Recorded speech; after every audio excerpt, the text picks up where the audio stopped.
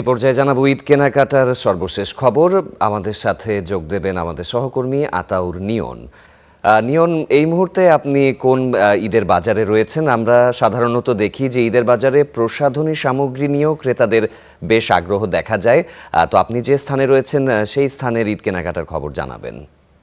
যেমনটা বলছিলেন যে ঈদের কেনাকাটা এখনো শুরু হয়েছে, তবে সেইভাবে কিন্তু জমজমাট শুরু হয়নি। আমরা সকাল থেকে মার্কেটগুলোতে ঘুরছিলাম রাজধানীর, সেখানে বেশিরভাগই সকাল থেকে ফাঁকা দেখা গেছে। 10টা থেকে মার্কেটগুলো যেহেতু প্রতিদিন খুলে থাকে, তবে বেলা বাড়ার সাথে সাথে কিছুটা ক্রেতা বাড়তে শুরু করে এবং কাপড়ের যে দোকানগুলোতে সেই দোকানগুলোতে একটু কিছুটা ক্রেতার সমাগম দেখা যায়।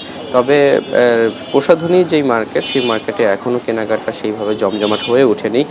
বিশেষ করে যদি বলা হয়ে আপনাদেরকে একটু আমি দেখাই যে এখানে একটা আমরা মার্কেটের দোকানে আছি, যেখানে এখন পর্যন্ত সকাল থেকে তারা বলছিলেন বিক্রেতারা যে সেইভাবে কোনো কাস্টমার তারা পায়নি। দু একজন আসছেন এবং পছন্দ অনুযায়ী তাদের যেই প্রসাধনীর চাহিদা সেটা দামাদামি করছেন।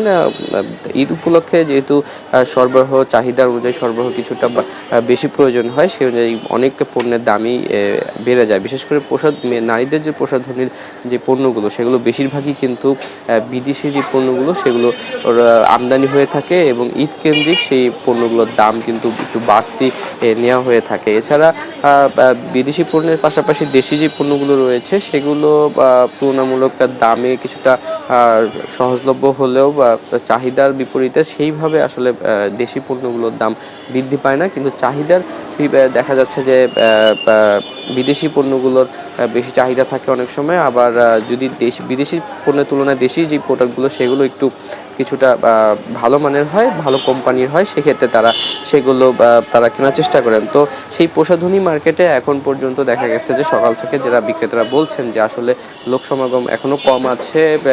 এখনও ঈদের মার্কেট যেটা বলা হয়, সেই ঈদের মার্কেট এখনও জমজমাট হয়ে ওঠেনি।